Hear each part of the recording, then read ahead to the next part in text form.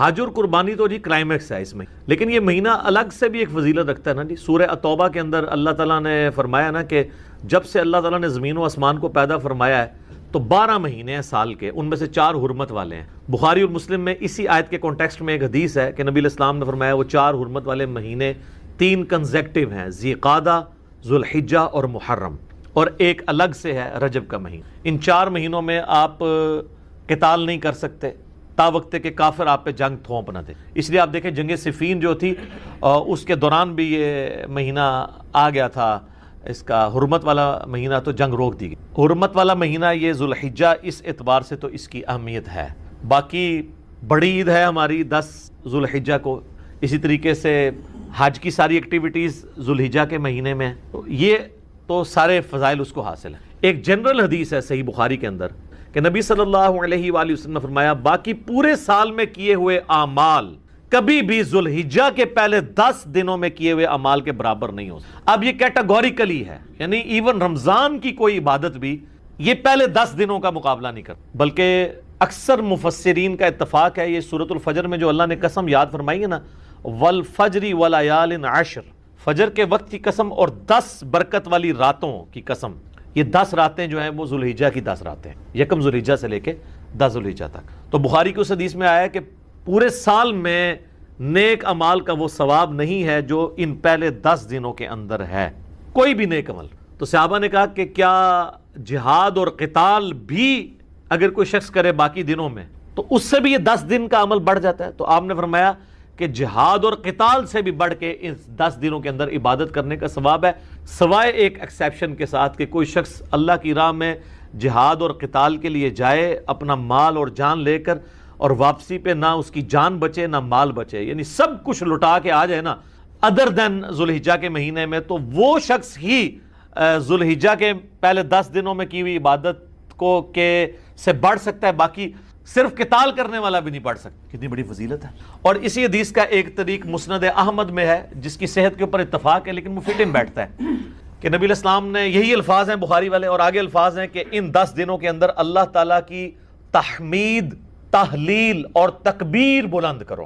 تحلیل کہتے ہیں لا الہ الا اللہ، تحمید کہتے ہیں الحمدللہ کو، تسبیح کہتے ہیں سبحان اللہ کو، تکبیر کہتے ہیں اللہ اکبر۔ اور یہ چاروں وظائف آپ کو پتہ ہے ایک ہی کلمے میں جمع ہے، سبحان اللہ والحمدللہ ولا الہ الا اللہ واللہ اکبر، جس پہ میرا یوٹیوب پہ کلپ بھی ہے، سب سے بہترین وظیفہ، آلموسٹ 3 لاکھ کے قریب لوگ دیکھ چکے ہیں۔ اس میں میں نے کئی احادیث اس حوالے سے بتائی ہیں جو ان 4 کلمات کے حوالے سے، تو اس میں بھی اسپیسیفکلی تکبیر کا ذکر آتا ہے۔ سورۃ البقرہ میں حج کا ذکر بھی آئے گا تو آپ کو آئے گا تکبیر بلند کرو۔ سورۃ البقرہ میں رمضان کے بعد عید کا ذکر آئے گا تو کہا گیا عید والے دن تکبیر بلند کرو۔ تو وہ تکبیر بلند کرنا تو ایک سمپل اللہ اکبر کہنا ہے۔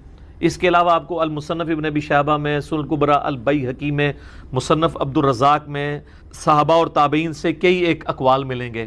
کوئی پڑھتا تھا سبحان اللہ والحمد للہ ولا الہ الا اللہ واللہ اکبر، کوئی پڑھتا تھا اللہ اکبر کبیرا والحمد للہ کثیرا وسبحان اللہ بکرۃ واصیلا، کوئی پڑھتا تھا اللہ اکبر لا الہ الا اللہ واللہ اکبر وللہ الحمد۔ تو اس طرح کے کئی ایک کلمات جن میں اللہ کی تکبیر بلند کی گئی ہے، جو معصورہ چیزیں کتاب و سنت سے ثابت ہیں، آپ وہ تمام الفاظ استعمال کریں تو یہ تکبیرات۔ اور پھر آپ یہ دیکھیں یہ تکبیرات آپ امام بخاری نے تو باقاعدہ صحیح بخاری میں اسی حدیث جو میں نے بیان کی کہ ذوالحجہ کے فضیلت، اس کی ہیڈنگ کے اندر انہوں نے لیا ہے کہ جو ابن عمر اور ابو ہریرہ تھے رضی اللہ عنہما، وہ ان 10 دنوں کے اندر بازار میں جا کے تکبیرات کو بلند کیا کرتے تھے، کیونکہ یہ تکبیرات بلند کرنے کا ہے۔ بلکہ امام بخاری اسی پھر چیپٹر میں کی ہیڈنگ میں لے کے آئے کہ امام محمد باقر جو تھے، امام جعفر کے والد اور امام زین العابدین کے بیٹے، امام حسین علیہ السلام کے پوتے، ان کے بارے میں کہ وہ عام نمازوں میں فرض نماز کے علاوہ بھی جو نوافل ادا کرتے تھے نا، جنہیں ہم سنت موقدہ کہتے ہیں، اس کے بعد بھی تکبیرات بلند کیا کرتے ہیں۔ ایک تو وہ ہے نا جو سنن الکبریٰ البیہقی کے اندر، المصنف ابن ابی شیبہ میں، باقی کتابوں میں مولا علی علیہ السلام کا آپ کو ملے گا کہ مولا علی علیہ السلام جو ہیں وہ 9 ذوالحجہ کی فجر سے لے کے یعنی حج والے دن کی، اور 13 کی مغرب سے پہلے تک یعنی عصر کی نماز تک ہر نماز کے بعد بلند آواز سے یہ تکبیرات پڑھا کرتے تھے، اللہ اکبر لا الہ الا اللہ اللہ اکبر وللہ الحمد، جو اہل سنت اہل تشیع کے ہاں کامن ہے، اور الفاظ سے بھی آپ پڑھ سکتے ہیں۔ تو یہ تکبیرات خاصہ ہیں، فرض کے بعد بھی ہیں، نوافل کے بعد بھی آپ پڑھ سکتے ہیں۔ اور اس میں جو عام سنت اذکار ہے نا، جس طرح سلام پھیرتے ہی ہم پڑھتے ہیں اللہ اکبر، استغفر اللہ استغفر اللہ استغفر اللہ، اللہم انت السلام ومنک السلام تبارک یا ذا الجلال، وہ آپ نے اپنی جگہ پڑھنا ہے۔ اس میں بھی آپ دیکھ لیں تکبیر پہلے ہی بلند ہو رہی ہے، اس میں بھی تکبیر آ رہی ہے اللہ اکبر۔ تو تکبیر کے جتنے بھی الفاظ ہیں نا، وہ سب کے سب یعنی اس کا خاصہ ہے ان دنوں میں، جو ان کو اس میں جو قرآن حکیم میں سورۃ البقرہ میں ایام معدودات کہا گیا ہے، یعنی گنتی کے امپورٹنٹ دن، اور ان میں بھی اسپیسیفکلی ایام تشریق ہیں، ایام النہر ہیں، اور حج کا دن، یعنی 9 ذی الحجہ حج کا دن، 10 ذی الحجہ عید کا دن جو یوم النہر بھی ہے، پھر 11 اور 12 بھی، اور 11 12 13 جو ہے انہیں ایام تشریق بھی کہتے ہیں۔ تشریق ہوتا تھا کہ وہ پرانے زمانے میں تو آپ کو پتہ ہے فریج اور برف نہیں ہوتی تھی، تو گرم علاقوں میں دھوپ میں گوشت کو خشک کیا جاتا تھا تاکہ وہ بعد میں استعمال کیا جائے، تو وہ اس خشک کرنے کو کہا جاتا تھا تشریق، جو آج بھی آپ دیکھیں جن لوگوں کو یہ پتہ ہے تو وہ کرتے ہیں، وہ کئی مہینے تک گوشت استعمال کرتے ہیں، اس میں بیکٹیریا نہیں پڑتا، جس طرح کہ اچار اگر آپ پانی ریموو کر کے آئل میں ڈال دیں تو اس میں بیکٹیریا نہیں پڑتا، تو یہ دھوپ میں خشک کیا گیا گوشت، اس عمل کو تشریق کہا جاتا ہے، اس لیے وہ ایام تشریق کہلاتے ہیں کہ اس میں گوشت کو وہ دھوپ میں خشک کیا کرتے تھے۔ تو ایام تشریق کے اندر آپ نے یہ تکبیرات کو بلند کرنا ہے، عید والے دن بھی کرنا ہے۔ 9 ذی الحجہ کی فجر کے بعد سے شروع ہو جاتا ہے، اور اس میں یہ ہوتا ہے کہ بعض اوقات آپ کی جماعت سے نماز رہ گئی ہے اور آپ ویسے پڑھ رہے ہیں تو اس میں بھی آپ نے کرنا ہے، تو یہ ایک مشروع ہے چیز۔ اور اس کے علاوہ بھی آپ ان دنوں میں بلند آواز سے بازار میں بھی بلند کر سکتے ہیں، لا الہ الا اللہ وحدہ لا شریک لہ لہ الملک ولہ الحمد وہو علی کل شیء قدیر۔ تو یہ سب کی سب تسبیحات ہیں، یہ سب کی سب تسبیحات آپ ان دنوں میں کریں۔ اور اسی طریقے سے ایک اور امپورٹنٹ چیز جو اس میں آتی ہے وہ یوم عرفہ کا روزہ بھی ہے، وہ ذو الحجہ کی 9 تاریخ کو آپ نے رکھنا ہے، وہ بھی اس کی عبادت کے اندر شامل ہے۔ صحیح مسلم میں نبی صلی اللہ علیہ وآلہ وسلم کا فرمان موجود ہے کہ میں اللہ سے امید کرتا ہوں کہ یوم عرفہ کا روزہ 2 سال کے گناہوں کا کفارہ بن جائے گا، 1 سال گزرا ہوا ایک آئندہ، یعنی یہ گناہ صغیرہ ہیں، کبیرہ تو صرف توبہ سے معاف ہو، تو وہ بھی اس کی عبادت ہے کہ ایک عبادات اس کے اندر آتی ہیں، اور وہ آپ نے اپنے علاقے کے مطابق دیکھ کے چلنا ہے، یعنی جہاں پہ آپ کی 9 ذی الحجہ بن رہی ہے آپ اس اعتبار سے لیں۔ تو یہ ایک عبادات ہیں، یعنی ذو الحجہ کا مہینہ حرمت والا مہینہ بھی ہے۔ آپ بخاری مسلم کی وہ حدیث بھی دیکھیں نا، نبی علیہ السلام نے جو یوم النہر کا خطبہ دیا تھا منا کے میدان میں، تو آپ نے کیا فرمایا تھا؟ سب سے پہلے پوچھا آج کون سا دن ہے، صحابہ خاموش ہو گئے۔ آپ نے پوچھا یہ کون سا مہینہ ہے، صحابہ خاموش ہو گئے، اور صحابہ کہتے ہیں ہمیں پتہ تھا لیکن ہم خاموش اس لیے ہوئے کہ ہو سکتا ہے نبی علیہ السلام اس کا نام تبدیل کر، اور کہا کہ یہ کون سا شہر ہے، تو صحابہ خاموش رہے۔ تو آپ نے فرمایا کہ کیا یہ ذو الحجہ کا حرمت والا مہینہ نہیں ہے؟ کیا یہ آج کا دن یوم النہر کا دن نہیں ہے؟ اور یہ شہر مکہ نہیں ہے حرمت والا شہر؟ جس طریقے سے آج کا یہ مہینہ، یہ دن اور یہ شہر مکہ اللہ کے نزدیک حرمت والا ہے، اسی طریقے سے تمہاری جان، مال، عزت، آبرو ایک دوسرے کے اوپر حرام ہے۔ پھر آپ علیہ السلام نے فرمایا کہ کیا میں نے اپنے رب کا پیغام تم تک پہنچا دیا؟ تو سب نے کہا کہ آپ نے پہنچا دیا، حق ادا کیا۔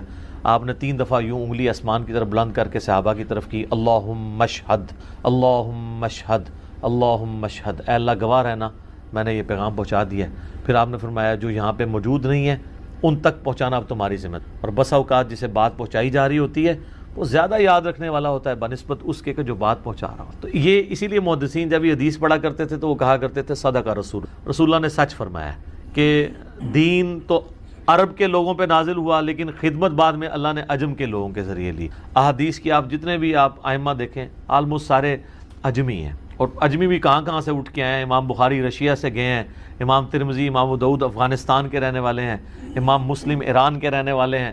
تو اس طریقے سے اللہ تعالیٰ نے یہ خدمت عجمیوں سے لی، اور مجھے بڑا عجیب فیل ہوتا ہے جب سعودی عرب کے چینل پہ حج کے دنوں میں آپ اگر لگا کے دیکھیں تو اس میں تو آلموسٹ چلتی رہتی ہیں احادیث، لیکن عام دنوں میں بھی آپ اگر مدینہ شریف والا چینل لگائیں یا ایون مکہ شریف والا بھی، اذان اور نماز کے وقفے کے دوران جو احادیث بیان کی جا رہی ہوتی ہیں تو وہ اکثر احادیث کے اینڈ پہ بول رہے ہوتے ہیں رواہ البخاری، رواہ المسلم، رواہ البخاری۔ بہتر ہے جی سب الگ الگ دیں، دیکھیں یہ فضیلت ہے، ہر بندے نے اپنی قبر میں جانا ہے، وہ اللہ کے حضور کیوں نہ قربانی لے کے جائے. ان صلاتی و نسکی و محیای و مماتی للہ رب العالمین. رہا شرعی مسئلہ تو یہ ہے کہ ایک خاندان کی طرف سے ایک قربانی کافی ہے.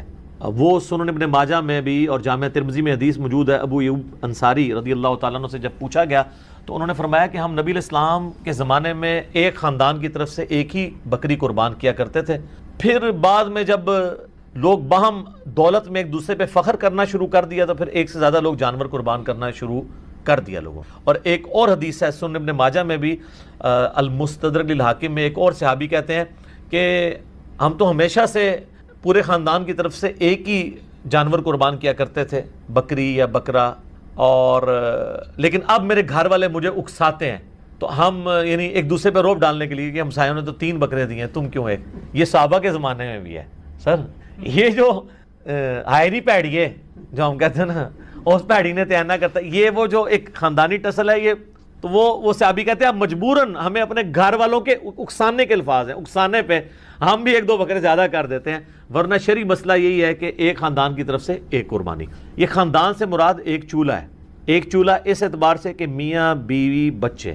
اب آپ کوئی گھر ایسا لے آئیں کہ جہاں پہ 5 فیملیز رہ رہی ہیں اور چولہا ایک ہو تو وہ آپ کہیں گے ایک قربانی نہیں، وہ 5 خاندان. چولہا عموماً بولا جاتا ہے اس اعتبار سے کہ ایک کوئی مرد ہے، اس کی بیوی اس کے ساتھ ہے، اس نے ماں باپ بھی اپنے ساتھ رکھے ہوئے ہیں، ایک ہی چولہے سے کھا رہے ہیں، تو وہ اس اعتبار سے ایک خاندان ہے. تو لیکن اگر 5 خاندان ایک جگہ پہ رہ رہے ہیں اور دیگ پکاتے ہیں اور وہ کہیں چولہا ہمارا ایک ہے، دیگ پک رہی ہے تو سر ایک گائے بھی لے سکتے ہیں، وہ 5 مل کے 5 حصے اس میں رکھ لیں. 5 تو خیر کم سے کم ہے، زیادہ سے زیادہ 7 ہے. اچھا یہ بھی بعض لوگوں میں مشہور ہے کہ جی 7 ضروری پورے کر رہے ہیں، نہیں، 7 زیادہ سے زیادہ. ایک بندہ بھی ایک گائے دے سکتا ہے، 2 بندے بھی مل کے ایک گائے دے سکتے ہیں. بکرا نہیں 2 بندے مل کے دے سکتے گائے.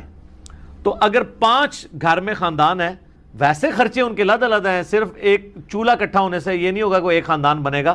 اب یہ تو نہیں ہے کہ بھی ایک بھائی کی سالی کی شادی آئی ہے تو دوسرا بھائی اس کے بچوں کو وہ بوٹ لے کے دے رہا ہے اور 7 جوڑا لے کے دے رہا ہے، وہ اپنے باقی خرچے بھی تو کر رہے ہیں نا. تو اس اعتبار سے اگر میاں بیوی بچے یہ ایک خاندان ہے، چاہے وہ 5 بھائی اکٹھے رہ رہے ہیں، چولہا اکٹھا جل رہا ہے، پھر بھی وہ 5 خاندان تصور ہوں گے. ہر ایک خاندان کو اپنی قربانی واجب نہیں ہے. صرف حنفی تھوڑے سے اس معاملے میں سختی کا شکار ہوئے ہیں، اور وہ سختی ان کی حدیث کے ظاہری الفاظ پہ دیکھا جائے تو کسی حد تک جسٹیفائی بھی ہے.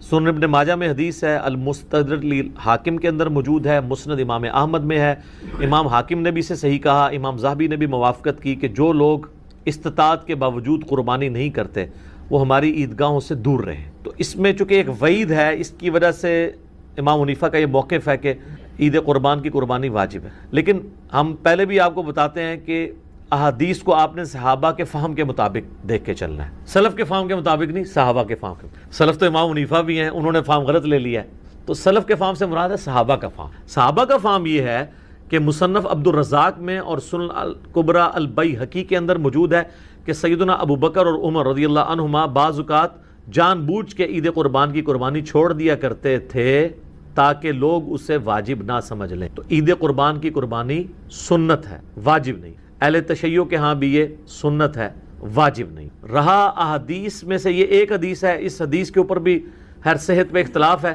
بہرحال آلموسٹ حسن درجے کی تو یہ بانی جاتی ہے روایت.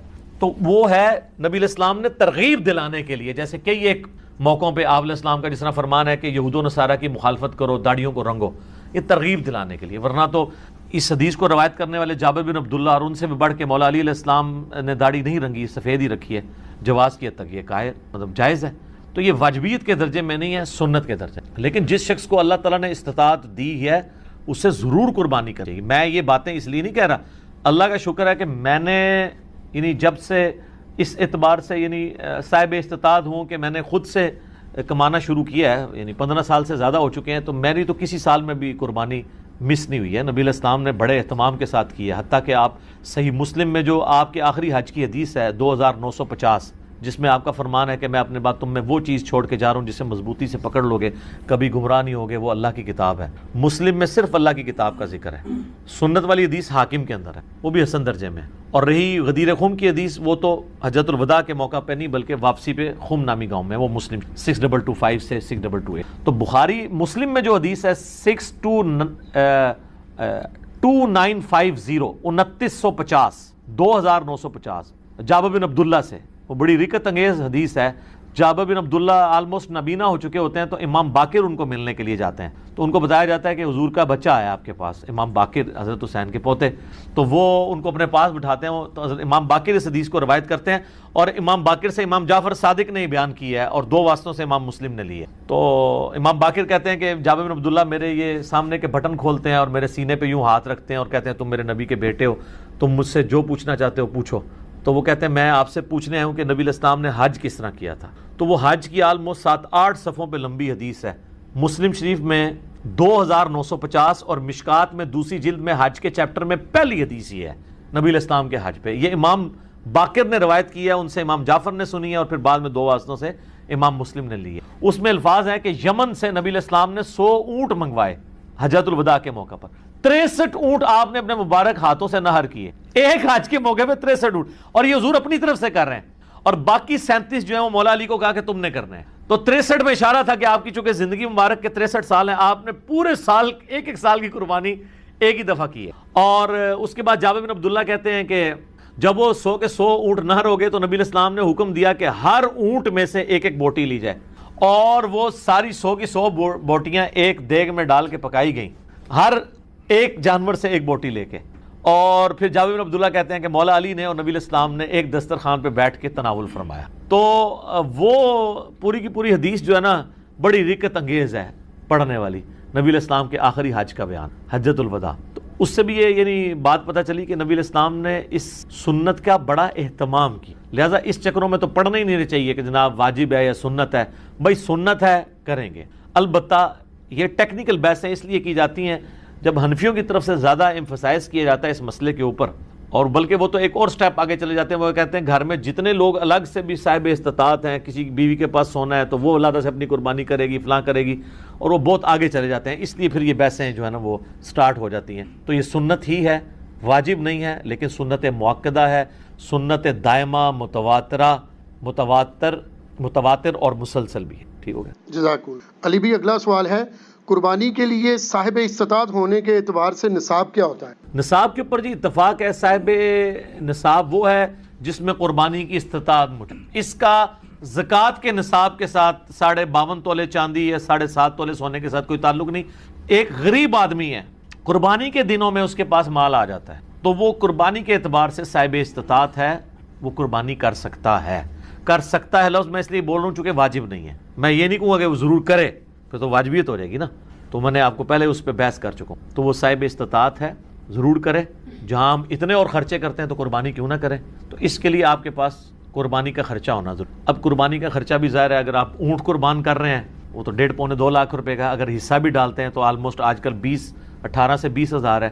گائے کا 13 سے 15 ہزار ہے، اور بکرا لیں گے تو کم از کم بھی کوئی بہت بھی چھوٹے سے چھوٹا بھی دوندا بکرا ملا آپ کو تو 25 ہزار سے کم تو نہیں ملنا. اللہ ہے کہ بہت آپ انٹیریئر پنجاب میں کہیں جنوبی پنجاب چلے جائیں تو پھر بھی 20-25 ہزار کا تو بکرا چاہیے. تو اتنی رقم آپ کے پاس اگر رقم آ جاتی ہے تو بجائے اس کو اور معاملات میں خرچ کرنے کے اور جا کے ایک کوئی LED اسکرین کو 50 انچ کی اٹھا کے لے آئیں آپ گھر میں، پہلے بھی ہو 32 والی، وہ چھوٹی لگ رہی ہو، پیسے آ جائیں، کمیٹی نکلے تو یہ چیزیں چھوٹی لگنی شروع ہو جاتی ہیں. تو اس کی بجائے قربانی کریں. آپ کیوں ان معاملات کے اوپر پیسے ضائع کرتے ہیں؟ پیسے ان کاموں میں ڈالیں. ٹھیک ہو گیا، جزاک اللہ. علی بھی اگلا سوال ہے، اگر ایک خاندان میں ایک سے زیادہ لوگ مالی طور پر استطاعت رکھتے ہوں تو سب لوگوں کو الگ الگ قربانی دینا ہوگی، یا ایک خاندان کی جانب سے ایک قربانی کر دینا ہی کافی ہے؟ بہتر ہے جی سب الگ الگ دیں. دیکھیں یہ فضیلت ہے، ہر بندے نے اپنی قبر میں جانا ہے، وہ اللہ کے حضور کیوں نہ قربانی لے کے جائے. ان صلاتی و نسکی و محیای و مماتی للہ رب العالمین. رہا شرعی مسئلہ تو یہ ہے کہ ایک خاندان کی طرف سے ایک قربانی کافی ہے. وہ سنن ابن ماجہ میں بھی اور جامع ترمذی میں حدیث موجود ہے. ابو ایوب انصاری رضی اللہ تعالیٰ عنہ سے جب پوچھا گیا تو انہوں نے فرمایا کہ ہم نبی علیہ السلام کے زمانے میں ایک خاندان کی طرف سے ایک ہی بکری قربان کیا کرتے تھے. پھر بعد میں جب لوگ باہم دولت میں ایک دوسرے پہ فخر کرنا شروع کر دیا تو پھر ایک سے زیادہ لوگ جانور قربان کرنا شروع کر دیا لوگوں. اور ایک اور حدیث ہے سنن ابن ماجہ میں بھی المستدرک للحاکم میں، ایک اور صحابی کہتے ہیں کہ ہم تو ہمیشہ سے پورے خاندان کی طرف سے ایک ہی جانور قربان کیا کرتے تھے، بکری یا بکرا، اور لیکن اب میرے گھر والے مجھے اکساتے ہیں تو ہم یعنی ایک دوسرے پہ روب ڈالنے کے لیے کہ ہمسایوں نے تو 3 بکرے دیے ہیں، تم کیوں ایک. یہ صحابہ کے زمانے میں بھی ہے. سر یہ جو ہائری پیڑی ہے جو ہم کہتے ہیں نا اس پیڑی نے تیانہ کرتا ہے, یہ وہ جو ایک خاندانی ٹسل ہے, یہ تو وہ صحابی کہتے ہیں اب مجبوراً ہمیں اپنے گھر والوں کے اکسانے کے الفاظ ہیں, اکسانے پہ ہم بھی ایک دو بکرے زیادہ کر دیتے ہیں, ورنہ شرعی مسئلہ یہی ہے کہ ایک خاندان کی طرف سے ایک قربانی. یہ خاندان سے مراد ایک چولہا ہے, ایک چولہا اس اعتبار سے کہ میاں بیوی بچے. اب آپ کو گھر ایسا لے آئیں کہ جہاں پہ 5 فیملیز رہ رہی ہیں اور چولہا ایک ہو تو وہ آپ کہیں گے ایک قربانی نہیں, وہ 5 خاندان. چولہا عموماً بولا جاتا ہے اس اعتبار سے کہ ایک کوئی مرد ہے, اس کی بیوی اس کے ساتھ ہے, اس نے ماں باپ بھی اپنے ساتھ رکھے ہوئے ہیں, ایک ہی چولہے سے کھا رہے ہیں, تو وہ اس اعتبار سے ایک خاندان ہے. تو لیکن اگر 5 خاندان ایک جگہ پہ رہ رہے ہیں اور دیگ پکاتے ہیں اور وہ کہیں چولہا ہمارا ایک ہے, دیگ پک رہی ہے, تو سر ایک گائے بھی لے سکتے ہیں وہ 5 مل کے 5 حصے اس میں رکھ لیں. 5 تو خیر کم سے کم ہے, زیادہ سے زیادہ 7 ہے. اچھا یہ بھی بعض لوگوں میں مشہور ہے کہ جی 7 ضروری پورے کر رہے ہیں, نہیں, 7 زیادہ سے زیادہ, ایک بندہ بھی ایک گائے دے سکتا ہے, 2 بندے بھی مل کے ایک گائے دے سکتے ہیں, بکرا نہیں 2 بندے مل کے دے سکتے گائے. تو اگر 5 گھر میں خاندان ہے, ویسے خرچے ان کے علیحدہ علیحدہ ہیں, صرف ایک چولہا اکٹھا ہونے سے یہ نہیں ہوگا کہ ایک خاندان بنے گا.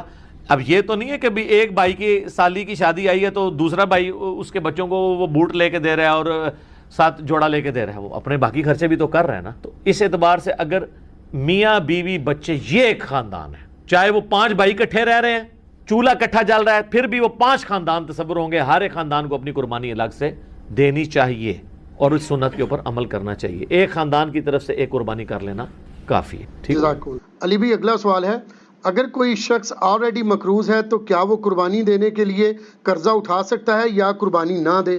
قربانی کیوں نہ دے جی, کروڑ پتی لوگ بھی مقروض ہیں. یہ بڑے بڑے فیکٹریوں کے مالکوں سے آپ پوچھیں, انہوں نے کروڑوں میں قرضے اٹھائے ہوئے ہیں.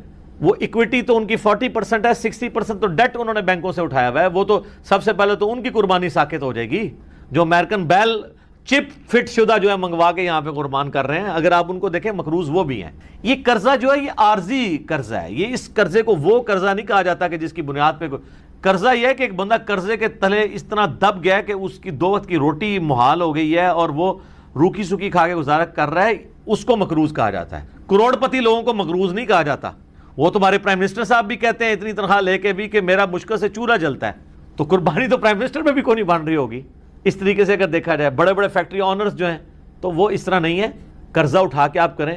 یہ کمیٹی آپ نے قرضے ہی تو ڈالی ہوتی ہے, کمیٹی ڈال لیں. سالی کی شادی کے لیے ڈالتے ہیں, بھائی کی شادی کے لیے ڈالتے ہیں کمیٹیاں, اور وہ جوتیاں اور کپڑے ہوں تب بھی نئے لے کے دیتے ہیں بچوں کو. اس کا خرچہ نکالیں تو ایک بیل میں حصہ ڈالنے سے تو کم ہی بنتا ہے. یہ بیل میں حصہ ڈالنا تو اس سے کم ہی بنتا ہے. آج کل ایک ایوریج شادی کے اوپر 15-20 ہزار روپے لگ جاتا ہے, تو سر 12-13 ہزار روپے کا آپ بیل میں حصہ نہیں ڈال سکتے. ضروری ہے کہ آپ نے بکرا ہی لینا ہے, بیل میں حصہ ڈال لیں. تو یہ جو آپ نے کمیٹی بھی ڈالی ہوتی ہے, اگر ایک سپوز لاکھ روپے کی آپ کی کمیٹی نکلی ہے, تیسری یا چوتھی, اور 10,000 روپیہ مہینہ ہے, تو چوتھی آپ نے کمیٹی جب لے لی ہے تو آپ نے ابھی تک تو 40,000 اس کو جمع کروایا ہے نا کمیٹی والے کو. 60,000 تو آپ نے بعد میں کرانے ہیں, لیکن لاکھ روپے آپ نے پہلے ہی اٹھا لیا ہے, تو 60,000 کے تو آپ بھی مقروض ہیں. تو پھر تو دنیا میں کوئی بندہ ہی نہیں بچے گا. لوگ اتنے بولے بن کے نا, وہ کہتے ہیں, کئی لوگ پوچھ رہے تھے جی قرضہ بھی ہے, زکات بھی دینی ہے, تو قرضہ بھی جو مائنس کریں گے, اور مائنس بھی کتنے الٹے طریقے سے کرتے ہیں. اس طریقے سے تو الٹا اس کو زکات دینی پڑ جائے گی. وہ پتہ کس طرح کر رہے ہوتے ہیں, مثلا ایک بندے کا کاروبار ہے 1 کروڑ روپے کا, 40 لاکھ روپیہ اس کا اپنا تھا سرمایہ, 60 لاکھ اس نے بینک سے اٹھایا قرضہ, کتنا ہو گیا 1 کروڑ. اب وہ جب حساب کرنے لگتا ہے نا سال بعد, وہ کہتا ہے جی میں نے 1 کروڑ روپے کاروبار میں لگایا ہوا ہے, تو 1 کروڑ کی زکات جو ہے وہ کیسے نکالی. وہ پھر کہتا ہے کہ دیکھیں جی میرا تو اپنا تھا 40, 60 میں نے بینک سے اٹھایا, تو 60 میں سے 40 نکل گئے, تو 20 لاکھ کا تو میں ابھی بھی مقروض ہوں. تو میں تو مقروض ہوں, میں کیوں زکات دوں گا. حالانکہ وہ بیوقوف بھول جاتا ہے کہ کاروبار میں اس نے 1 کروڑ لگایا ہوا ہے. یہ 60 لاکھ 1 کروڑ میں سے مائنس ہونے ہیں, 40 لاکھ میں سے نہیں مائنس ہونے. 40 لاکھ تو اس کا اپنا تھا نا, 60,000 اس نے قرضہ اٹھایا, تو ٹوٹل کتنا ہوا 1 کروڑ. اب کاروبار میں 1 کروڑ لگا ہوا ہے, 1 کروڑ میں سے 60 لاکھ مائنس ہونا ہے, اپنے 40 جو بھی وہ 60 کاٹ دیتے. ویسے ماشاءاللہ آپ ان کو دیکھیں, ان پڑھ چٹے ان پڑھ ہے, کروڑوں کا بزنس کر رہے ہیں, آپ کو جناب زبانی پورے دن کا حساب کتاب بتا دیں گے, اور نام نہیں اپنا لکھ سکتے. کاروبار میں اتنے تیز ہیں. دعائے قنوت پھر بھی نہیں یاد ہوگی ان کو, جنازے تو ویسے ہی نہیں آتا نا, غور پہ ہے کوئی اور. تو یہ سارے بہانے ہیں جی قربانی کے. میں تو پوری کوشش کرتا ہوں کہ اس کے اوپر لوگوں کو ترغیب دلائی جائے کہ قربانی نہ مس کریں. سر یہ بہت بڑی نعمت ہے. آپ قیامت والے دن اور کچھ نہیں ہے تو حضرت ابراہیم علیہ السلام سے سفارش کے لیے عرض کر سکتے ہیں, ان کی سنت کو زندہ رکھا, ان کی سنت آپ نے زندہ، سنت ابراہیمی کو زندہ رکھا. کوئی ایک نیکی اپنے ساتھ رکھیں اور اچھی چیز قربان کریں، ریاکاری کے لیے نہیں. جس طرح وہ یہ بھی دیکھیں آپ، یہ ٹی وی چینلز پہ شروع ہو جائے گا. وہ کراچی میں ایک بندہ ہے، وہ جناب بچپن میں ایک بیل اوپر تیسری منزل پہ چوتھی منزل پہ چڑھا لیتا ہے، پھر وہ کرین آتی ہے اس کو اتارنے کے لیے. اس طریقے سے ایک بندہ ہے وہ جناب امریکن بیل منگواتا ہے، اس میں چپیں فٹ ہوئی ہوتی ہیں. اگر یہ وہ اللہ کے لیے اچھا جانور دینا بہت اچھی بات ہے، لیکن اس کی نمائش نہیں ہونی چاہیے. ریاکاری ہوئی تو اعمال برباد ہونے کا خدشہ ہے. مسند احمد میں حدیث ہے، جس نے دکھلاوے کے لیے نماز پڑھی اس نے شرک کیا، حالانکہ پڑھی نماز ہے. دکھلاوے کے لیے روزہ رکھا اس نے شرک کیا، اور دکھلاوے کے لیے اللہ کی راہ میں صدقہ کیا. یہ صدقہ ہی ہے نا، اللہ کی راہ میں قربانی کرنا، تو اس نے شرک کیا. اور جو مسلم شریف میں حدیث ہے کہ قیامت والے دن ایک سخی کو، ایک شہید کو، ایک قاری کو بلایا جائے گا. اللہ تعالیٰ تینوں کو اپنی نعمتیں گنوائے گا. تو پوچھے گا تو نے میرے لیے کیا کیا؟ شہید کہے گا یا اللہ جان دے دی، اور کیا کرتا، اس سے بڑی کیا بات تھی؟ اللہ کہے گا اس لیے دی کہ لوگ تجھے بہادر کہیں، لہٰذا دنیا میں تیری بڑی تعریف ہوئی ہے، اوندھا منہ کر کے دوزخ میں. سخی کو اللہ تعالیٰ پوچھے گا، کہے گا یا اللہ میں نے تو اتنا کچھ خیرات کیا، میں تو مسجد کی ٹوٹیوں کے اوپر نیم پلیٹ بھی لگوائی کہ فلاں سیٹ صاحب نے یہ وضو خانہ اور ٹائلٹ بنوایا ہے، اور بھی تو یقین نہیں آتا بریکٹائنچ. تو اللہ تعالیٰ کہے گا یہ تو اس لیے کہا کہ لوگ اس تیری تعریف کریں، کر لی گئی، جا دوزخ میں، تم میرے پاس کوئی اجر نہیں. اور اس طریقے سے قرآن کے قاری کو کہا جائے گا تو نے اس لیے کیا کہ لوگ تیری تعریف کریں، تو بہت بڑا لامہ ہے. تو تجھے دنیا میں لوگوں نے ماشاءاللہ اتنی مدہ ذلہ دامت برکاتم عالیہ اور حافظہ اللہ، آیت اللہ، یادگار اسلاف. یادگار اسلاف نہ لکھا کرو، مطلب پتا کیا ہے کہ جڈا بڑا فراڈیا ہے نا، یہ اسلاف بھی ایڈے بڑے فراڈیے سن، یہ انہوں نے یاد ہی تازہ کر رہے ہیں نا. یہ تو اتنا خطرناک جملہ ہے نا، لکھا کرو. میرا دماغ ہوئے پاسے ٹر جاتا ہے کہ یار یہ یادگار اسلاف اگر یہ ہے تو یہ مطلب ہے جو میں سوچتا ہوں کہ پچھلے بھی یہی کچھ کرتے رہے ہیں اور یہ انہی کی یاد تازہ کر رہا ہے، تو یہ مطلب یہ انہی کی جائز روحانی اولاد ہے. یادگار اسلاف نہ لکھا کرو اگر اسلاف کو آپ نے بچانا ہے تو. اور یہ باتیں کرنا صرف آسان ہے، دین کے اوپر چلنا بڑا مشکل کام. تو جناب قرضہ اٹھانا پڑتا ہے تو کوئی مسئلہ نہیں. قرضہ کیا آپ کو سب مر چلیں، قرضہ اٹھا کمیٹی ڈال لیں، پلان کریں قربانی کے لیے. اگر آپ نے ہر مہینے میں بھی 1000 روپے علیحدہ کیا ہو نا، سال بعد 12,000 روپے بن جاتا ہے، آپ ایک حصہ ڈال ہی سکتے. تو اس کو جس طرح باقی خرچے رکھے ہوئے ہیں نا، بچوں کی فیس، بچوں کی فیسیں آج کل 2000 سے تو سٹارٹ ہو رہی ہے ایک عام نارمل سکول کے اندر، تو 24,000 روپے تو آپ بچوں کی فیس بھی سال کی دے رہے ہیں. کرونا کی وجہ سے پھر بھی حیا نہیں آئی ہے اسکول والوں کو کہ پیسے ہی کچھ کم کر دیں، فیسیں آپ سے پوری لے رہے ہیں. تو سال میں 1000 روپے علیحدہ کر کے آپ اللہ کی راہ میں قربانی نہیں کر سکتے. کرنی چاہیے. ایون قرضہ بھی اٹھانا پڑتا ہے، ضرور اٹھائیں، کریں، کیونکہ یہ قرضہ ایسا نہیں ہے کہ جو آپ کی گردن کو دبوچ لے گا، آپ آسانی سے اتار لیں گے. 12-13,000 روپیہ کیا چیز ہے؟ اب اس چکر میں نہ پڑ جائے کہ میں نے جا کے 50,000 روپے دی کوئی بیتل بکری جا کے لینی ہے، تو وہ تو ظاہر ہے اتنا بڑا ہاتھ بھی نہ ڈالیں آپ. ٹھیک ہے، نارمل قربانی کر لیں جو آپ گھر میں. اچھا بعض لوگ ہیں گھر میں موٹا گوشت کھانے کو عیب اور گالی سمجھتے ہیں، اور جب قربانی کا موقع آتا ہے تو وہ بڑے گوشت میں حصہ ڈال دیتے ہیں پیسے بچانے کی. تو چاہیے یہ ہے کہ پھر جو اگر آپ چھوٹے گوشت کو پریفرلی گھر میں کھاتے ہیں، صرف چھوٹا گوشت جو کھا رہے ہیں میں ان کی بات کر رہا ہوں، جو مکس کر کے کھا رہے ہیں ان کی نہیں بات کر رہا ہوں، تو آپ کو پھر قربانی بھی چھوٹے گوشت کی ہی دینی چاہیے. لن تنالوا البر حتی تنفقوا مما تحبون. تم کبھی بھی نیکی کے اعلیٰ درجے کو نہیں پا سکتے جب تک کہ پسندیدہ چیزیں اللہ کی راہ میں خراب نہ. ویسے موٹے گوشت سے آپ گن کھائیں اور کہیں جی ساڑھے گھر سے پکدا ہی چھوٹا ہے. جو قربانی دی واری آئے تھے وہ جناب موٹے گوشت کا حصہ 13,000 روپے کا بن رہا ہے اور بکرا جو ہے وہ آ رہا ہے 30,000 روپے کا. ادھر جناب تمہیں یاد آ جائے کہ وہ جی ابراہیم علیہ السلام جڑے نا وہ بھی بنایا بچڑا لائے سن فرشتیاں واسطے، تے موٹا گوشت سنت ابراہیمی ہے. ٹھیک ہے سر، بڑا گوشت سنت ابراہیمی ہے اور چھوٹا گوشت سنت محمدیہ ہے صلی اللہ علیہ وآلہ وسلم. بخاری مسلم میں حدیث شفاعت جو ہے وہ سٹارٹ ہی اس سے ہوتی ہے کہ نبی علیہ السلام کے سامنے دستی کا بکری کا گوشت رکھا تھا، آپ وہ ساتھ کھا رہے تھے اور آپ نے شفاعت والی حدیث بیان کی کہ قیامت والے دن سب کے سب لوگ پہلے حضرت آدم کے پاس جائیں گے. وہ حدیث کا آغاز ہی بخاری مسلم کا اس سے ہوتا ہے. اور اس سے یہ بھی ثابت ہوا کہ کھانا کھاتے ہوئے گفتگو کرنا سنت ہے. لیکن یہ اس میں احتیاط بھی ہے. بعض لوگ بہت بڑے بڑے نوالے لیتے ہیں، ساتھ گفتگو کرتے ہیں، بعض کا سانس کی نالی میں چلا جائے نا تو لگ پتہ جانا جائے.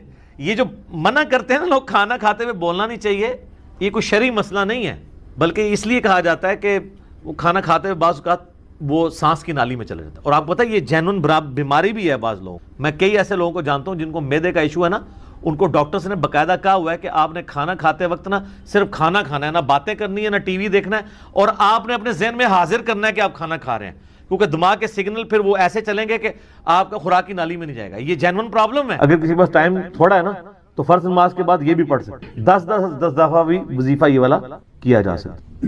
ایک بڑی دقت انگیز تھی. ہمارے یوسف بھائی نے اس پہ کلپ بھی بنایا ہے، صفین کی راتوں میں. بخاری مسلم دونوں میں حدیث ہے. مولا علی علیہ السلام خود روایت کر رہے ہیں. وہ کہتے ہیں کہ نبی علیہ السلام کو جب اللہ نے کشادگی دی، کچھ غلام آپ کو گفٹ ملے، تو میں نے فاطمہ سے کہا کہ تم پورا دن گھر کی صفائی کرتی ہو، چکی چلاتی ہو، اس کی وجہ سے ان کے ہاتھ پہ بھی نشان بن گئے تھے. اس طریقے سے سامان اٹھا کے لاتی تھی تو وہ رسی کے نشان یہاں پڑے ہوئے تھے. تو نبی علیہ السلام سے جا کے جو ہے وہ ایک غلام ڈیمانڈ کر لیتے ہیں جو ہمیں ذرا ہیلپ آؤٹ کر دے گا. جب سب کو مل رہا ہے تو ہمیں بھی مل جائے گا. تو سیدہ فاطمہ حاضر ہوئی. یہ حدیث بخاری میں بھی ہے، مسلم میں بھی. تو حضور علیہ السلام کے پاس گئیں، بات نہیں. طبیعت میں تربیت کس کی تھی سر؟ بولڈنس نہیں تھی وہ، حالانکہ باپ ہے اور حضور کو پتا تھا اپنی بچی کی. تو وہ گئیں، بات نہیں کر سکی، واپس چلی گئی. تو حضور علیہ السلام محفل برخاست ہوئی، آپ خود آ گئے.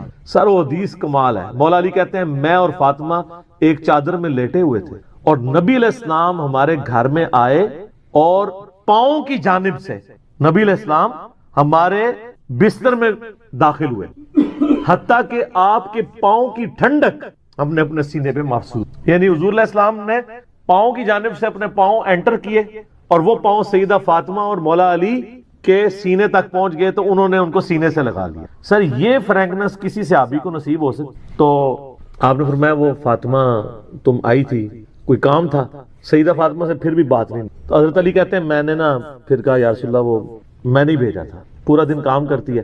آپ کی بیوی کہتی ہیں ہماری کوئی ذمہ داری نہیں ہے. یہ بھی تو بیوی تھی نا. بخاری مسلم میں حدیث ہے جنتی عورتوں کی سردار ہے فاطمہ سلام اللہ علیہا.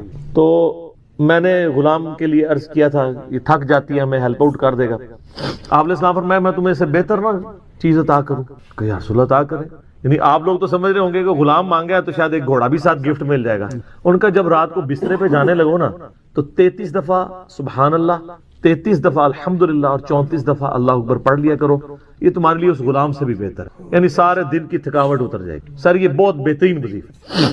تو اچھا یہ حدیث مولا علی پوری زندگی سنایا کرتے تھے کیونکہ حضرت فاطمہ اور مولا علی کی ایک محبت بڑی مثالی تھی. پھر لوگ بھی جو ہے نا وہ مولا علی سے پوچھا کرتے تھے فاطمہ والی حدیث، تسبیح فاطمہ، اسے تسبیح فاطمہ اسی لیے کہا جاتا ہے. تو یہ حدیث جب بیان کی مولا علی نے تو آگے نے تابعی نے پوچھ لیا، بخاری مسلم دونوں میں کہ حضرت علی کہتے ہیں کہ وہ دن ہے آج کا دن ہے، میں نے کبھی یہ وظیفہ چھوڑا نہیں. سر استقامت تو خود مل جاتی ہے. جس کے بسترے میں جا کے نبی علیہ السلام وظیفہ سکھا رہے ہوں تو وہ پوری زندگی اس واقعے کو کبھی بھول سکتا ہے کہ مجھے خود آ کے میرے بسترے میں آ کے اور حتیٰ کہ آپ کے قدم مبارک میرے سینے سے لگے تھے، اس حال میں حضور نے مجھے یہ تحفہ دیا ہے، وہ تحفہ کوئی بھلا سکتا ہے؟ تو تابعی نے کہا کہ مولا علی سے کہا کہ کیا جنگ صفین کی راتوں میں بھی آپ یہ وظیفہ پڑھا کرتے؟ جب مسلمانوں پہ اتنا مشکل وقت تھا، آپ میدان جنگ میں تھے، آپ دیکھیں 30 سال کے بعد مولا علی کو تلوار دوبارہ اٹھانا پڑی اسلامی نظام کو بچانے کی. تو مولا نے کہا ہاں صفین کی راتوں میں بھی میں نے کبھی یہ وظیفہ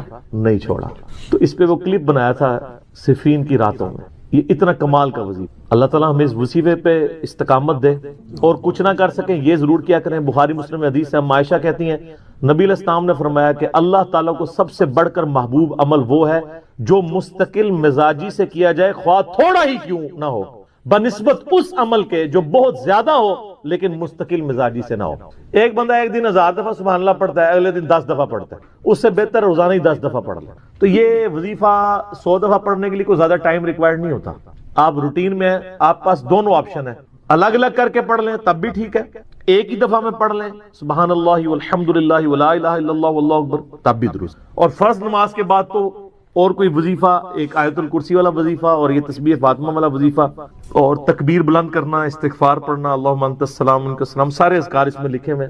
چند ایک وظائف تو ضرور پڑھیں اور اس میں یہ والا وظیفہ کبھی نہ چھوڑیں، یہ بہت ایکسٹرا آرڈنری ہوتا ہے. روزے کی جو ٹائمنگز ہیں یعنی سحری اور افطاری کی، یہ بھی اکثر لوگ پوچھ رہے ہوتے ہیں کہ ہم نے اذان کو فالو کرنا ہے یا ٹائمنگ کو فالو کرنا ہے. بھائی آپ نے ٹائم کو فالو کرنا ہے. اذان جو ہے وہ سحری اور افطاری کے لیے نہیں دی جاتی، اذان دی جاتی ہے آج کے دور میں اس لیے کہ نماز کے لیے آپ کو انفارم کیا جائے. وہ بھی خیر ہم گھڑیوں سے معاملہ چلا سکتے ہیں لیکن وہ شعار اسلام میں سے اسے ہم چینج نہیں کر سکتے. اس لیے اذانیں تو ساری کی اذانیں بھی 15 منٹ تک ہوتی رہتی ہیں اور لوگ اس دوران کھاتے پیتے رہتے ہیں. تو اس طرح تو روزہ نہیں ہوگا بھائی. اگر آپ کا ٹائم ٹیبل بتا رہا ہے کہ آج 5:10 پہ ختم سحری ہے تو بس آپ نے 5:09 پہ ہی کھانا پینا بند کر دینا ہے اپنے علاقے کے مطابق. اذان کا تو کوئی تعلق ہی نہیں ہے. بعض اوقات مساجد کے اندر گھڑیاں سٹینڈرڈ ٹائم پہ نہیں ہوتی ہیں، ان کو بھی 5:10 کا پتہ ہے لیکن 3 منٹ گھڑی پیچھے ہے تو ظاہر ہے وہ تو جا کے 5:13 پہ اذان دیں گے اور آپ اذان کے اوپر لائک کریں گے. لہذا آج کے دور میں تو یہ مسئلہ اس طریقے سے نہیں ہونا چاہیے. پلس افطار کے وقت بھی گھڑیوں کی ٹائمنگ کا فرق ہوتا ہے اور پھر کچھ زدہ معاملات بھی چل رہے ہوتے ہیں. ہم نے تو اپنے جیلم شہر میں دیکھا ہے کہ بالکل صحیح ٹائم پہ اذان دے رہے ہوتے ہیں اہل حدیث. جیسے ہی رمضان شروع ہوتا ہے 5 منٹ پہلے اذان دینا شروع کر دیتے ہیں, جی بھائی جلدی افطار کرنا ہے. بھائی وقت سے پہلے تو افطار نہیں کرنا. لہذا پہلا شرعی مسئلہ یہ ہے کہ آپ لوگوں کے پاس ٹائم ٹیبل بھی موجود ہے, گھڑی سٹینڈرڈ ٹائم ہونی چاہیے, ایپس ہیں تو ان کے ذریعے آپ دیکھ لیں. اس میں بھی جو کراچی یونیورسٹی والوں کی کیلکولیشن ہے ٹوائلائٹس کے پوائنٹ آف ویو سے وہ بہترین ہے, اس کو آپ فالو کریں. اور اپنی جو مساجد کے اندر ڈیجیٹل واچ ہیں ان کو وہ شافعی ٹائم کے اوپر آپ رکھ لیں. ویسے تو حنفی اور شافعی ٹائم میں فجر اور مغرب کا فرق نہیں ہے, وہ صرف عصر کا فرق آتا ہے, لیکن چلیں وہ آپ اس کو اس پہ سیٹ کر لیں اور اس کو آپ نے فالو کرنا ہے. 5 منٹ پہلے ہی روزہ بند کر دیں. اسی طریقے سے کھولنا ہے تو جب تک وہ ٹائم پورا نہ ہو جائے روزہ نہیں کھولنا, ادروائز آپ کا روزہ سرے سے نہیں ہوگا. یہ ایک کریٹیکل مسئلہ ہے. باقی قرآن حکیم میں جو میں نے آپ کو بتایا رکوع نمبر 23 آیت نمبر 183 سے 188, اس میں بھی آیا ہے کہ آپ نے روزے کو سٹارٹ کرنا ہے طلوع فجر سے لے کر رات ہونے تک. اور رات کی ڈیفینیشن شریعت میں غروب آفتاب ہے. رات کے لیے یہ ضروری نہیں کہ بالکل سیاہ ہو جائے, نہیں, جیسے ہی سورج غروب ہوگا رات کا وقت شروع ہو جائے گا. مسئلہ نمبر 2, اذان کے دوران کھانا پینا. تو بھائی یہ جو اذان کے دوران کھانا پینا ہے یہ ایک سنن ابی داؤد کی حدیث تھی جسے مس یوز کیا لوگوں نے. وہ اس طریقے سے نہیں تھی. وہ یوں ہے کہ سنن ابی داؤد میں حدیث ہے کہ جو شخص سحری کر رہا ہے اور اس دوران اذان شروع ہو جائے تو جو اس کے سامنے برتن ہے اس میں سے کچھ کھا پی لے جلدی سے. یعنی وہ جو ٹرانزیشن پیریڈ ہے اس دوران. یہ نبی علیہ السلام نے کہیں نہیں فرمایا کہ آپ 10 منٹ پہلے سحری ختم کر کے بیٹھے ہیں اور اذانیں شروع ہوگی اور آپ پانی پینے کے لیے بھاگ رہے ہیں. آپ کا روزہ نہیں ہوگا. یہ اس شخص کے لیے ہے کہ مثلا 5:05 پہ اس نے سحری شروع کی اور 5:10 پہ ختم سحری ہو رہی ہے. اس دوران وہ 1-2 منٹ اوپر کھا لیتا ہے ٹرانزیشن پیریڈ میں, تو اس کے لیے ایک گنجائش ہے. یہ بھی بہتر ہے کہ ایسا نہ کرے. لیکن ایک بندہ اٹھا ہی 5:10 پہ ہے اور اسے پتا ہے کہ 5:25 تک اذانیں چلتی ہیں اور ختم سحری ہے ہی 5:10 ہے, تو وہ 15 منٹ کے جی میں اذانوں کے دوران کھا رہا ہوں, اس کا روزہ کوئی نہیں. بالکل یہ ذہن میں رکھیے گا. تو وہ اس حدیث کو غلط لوگوں نے یوز کیا. وہ ٹرانزیشن پیریڈ کے لیے تھا. جس طرح بخاری مسلم میں ہے کہ جس نے طلوع آفتاب سے پہلے فجر کی 1 رکعت پا لی اس نے فجر کی نماز پا لی, اگرچہ 1 رکعت اس کی اس ٹرانزیشن پیریڈ میں ہے کہ سورج نکل رہا ہے, غروب وقت ہے, لیکن پھر بھی اس کی نماز ہو جائے گی. اس طریقے سے اسی حدیث میں ہے جس نے غروب آفتاب سے پہلے عصر کی 1 رکعت پا لی اس نے عصر کی نماز پا لی, اگرچہ اس کی 3 رکعتیں مغرب کے وقت میں. تو یہ ٹرانزیشن پیریڈ کی بات ہو رہی ہے, یہ ذہن میں رکھیے گا. اور یہ بھی اس شخص کے لیے ہے جو شخص اس سے پہلے سحری شروع کر چکا تھا, کسی مجبوری کی وجہ سے وہ لیٹ اٹھا تھا. لیکن اگر کوئی شخص اٹھا ہی ایسے وقت میں ہے کہ ختم سحری ہو چکی ہے, اس کے لیے یہ نہیں ہے. یہ ذہن میں رکھیے گا. اس کی مرضی ہے, ٹھیک ہے, وہ 8 پیرا روزہ رکھنا چاہتا ہے رکھ لے, ادر وائز چھوڑنا چاہتا ہے چھوڑ دے, بعد میں ایک روزے کی قضا دے دے اگر اسے یہ خدشہ ہے کہ میں کھائے پیے بغیر روزہ چلا نہیں سکوں گا. بخاری مسلم میں حدیث ہے کہ جب حضرت بلال اذان دیں تو تم کھانا پینا ترک نہ کرو کیونکہ وہ لوگوں کو اٹھانے کے لیے اذان دیتے ہیں, اور جب عبداللہ ابن ام مکتوم اذان دیں تو تم فوراً کھانا پینا ترک کر دو کیونکہ وہ ایک نابینا شخص ہیں. جب تک انہیں کوئی یہ نہ بتائے کہ طلوع فجر ہو چکی ہے, یعنی ختم سحری کا وقت ہو گیا, اس وقت تک وہ اذان نہیں دیتے. تو جیسے ہی وہ اذان دیں فوراً کھانا پینا چھوڑ دو. اس زمانے میں اذان کے ذریعے بتایا جاتا تھا کہ ختم سحری ہو چکی ہے, تو ظاہر ہے کہ وہ اتنا ایکوریٹ تو نہیں ہوتا ہوگا جتنا آج کل ہے. آج کل تو ہم سیکنڈز تک بتا سکتے ہیں, لہذا ان کے اوپر تو وہ والی گرفت اس انداز میں نہیں ہو سکتی. لیکن آج ہمیں پوری کی پوری کیلکولیشنز پتہ ہے. لیٹ لانگ کے ذریعے عام سافٹ ویئرز کے اندر بھی 1.5-2 لاکھ شہروں کے نمازوں کے ٹائم اور سحری اور افطاری کے ٹائم لکھے ہوتے ہیں. ظاہر ہے وہ نمازوں والی ٹائم ہے نا. فجر کا وقت جب داخل ہوتا ہے وہ ختم سحری ہے, اور جب مغرب کا وقت شروع ہوتا ہے وہ غروب آفتاب ہے, وہاں پہ آپ نے روزہ کھولنا ہے. لہذا آج کے دور میں تو ایز سچ یہ کوئی مسئلہ نہیں رہا. مسئلہ نمبر 3, اگر کوئی شخص غلطی سے مغرب سے پہلے روزہ کھول لے تو اس کا روزہ باطل ہو جائے گا, بعد میں ایک روزے کی وہ قضا دے گا. صحیح بخاری میں آتا ہے کہ نبی الاسلام کے زمانے میں کافی گہرے بادل آگے مغرب میں, تو اس وقت تو گھڑیوں والا سلسلہ ہی نہیں تھا. تو اسما بنت ابی بکر کہتی ہیں کہ ہم نے روزہ کھول لیا اور بعد میں سورج نکل آیا. اس زمانے میں علم غیب نہیں تھا ہوتا اصل میں. ہاں, آپ کو انہوں نے کہانی کروائی ہوئی ہے جی, کوئی بڑے سے بڑا غوث قطب ابدال بھی ہو, وہ ایک صحابی کے گھوڑے کے قدموں کی ہاک نہیں ہے, اور غوث قطب ابدال تو پوری کائنات کو اس طرح دیکھ رہے ہیں جیسے ہتھیلی کے اوپر دانا. یار میں صحابہ کرام کی حضرت ابوبکر کی بیٹی کی بات کر رہا ہوں, ٹھیک ہے, جو صحابی ہیں, حضرت زبیر کی بیوی ہیں, عبداللہ ابن زبیر کی والدہ ہیں, وہ کہہ رہی ہیں کہ ہم نے روزہ کھولا اور بعد میں سورج نکل آیا. تو وہ عبداللہ ابن زبیر کا جو چھوٹا بھائی ہے عروہ ابن زبیر, ان کے بیٹے تھے ہشام, وہ یہ روایت بیان کر رہے تھے. تو وہ ہشام بن عروہ سے کسی نے پوچھا کہ جب سورج نکل آیا تھا تو پھر وہ روزے کا کیا بنا؟ تو انہوں نے کہا روزے کی قضا دی تھی, اس کے سوا تو کوئی چارہ ہی نہیں تھا. لیکن دیکھیں آج یہ نہیں ہو سکتا. میں کہتا ہوں جی گپ اندھیرا چھا جائے اور غروب آفتاب کا ٹائم آپ کی گھڑی بتا رہی ہے 6:20, ہمارا بچہ بھی روزہ نہیں کھولے گا, جو مرضی ہو جائے. وہ کہے گا جی یہ تو سورج نکل آئے گا. یہ سائنس کی برکات میں آپ کو بتا رہا ہوں کہ آج کل دین کو پریکٹس کرنا کتنا آسان ہے. یہ غلطی کے چانس ہی ختم ہو گئے. تو اس سے یہ بات پتہ چل گئی کہ اگر کوئی شخص اس طریقے سے غلطی کر بیٹھے تو وہ بھول چوک اس کی معاف نہیں ہوگی, اس کا روزہ اسٹیبلش ہی نہیں ہوگا اس کیس کے اندر. مسئلہ نمبر 4 کہ اگر کوئی شخص بھول کر کھا پی لے, یعنی اسے یہ یاد نہیں رہا کہ اس کا روزہ تھا, تو اب اس کا حکم ڈیفرنٹ ہے. وہ بخاری مسلم میں حدیث ہے, جو شخص بھول کر کھا پی لے تو اسے اللہ نے کھلایا اور پلایا ہے, اس کا روزہ اس سے ضائع نہیں ہوگا. لیکن جیسے ہی اسے یاد آئے گا, وہ جو منہ میں بھی لقمہ ہے وہ باہر پھینکنا ہوگا. یہ نہیں ہے کہ آپ بوٹی رکھی ہوئی ہے تو چلو, نہیں, اس ایک لمحے میں جیسے ہی آپ کو پتا چلا تو اس کو بھی آپ نے منہ والی غذا کو بھی باہر نکالنا ہوگا. اگر اسے آپ نے اندر کر لیا پھر روزہ گیا, کیونکہ اب آپ کو پتا چل گیا.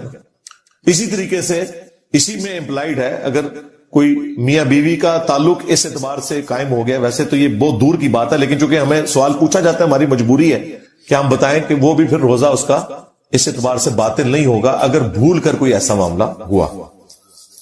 مسئلہ نمبر 5, مردوں کے لیے اگر نائٹ فال والا ایشو ہو جائے, احتلام ہو جائے روزے کی حالت میں, تو کیا اس کا روزہ ٹوٹ جائے گا؟ نہیں, اس کا روزہ نہیں ٹوٹے گا, کیونکہ یہ تو اس کے اختیار میں نہیں ہے.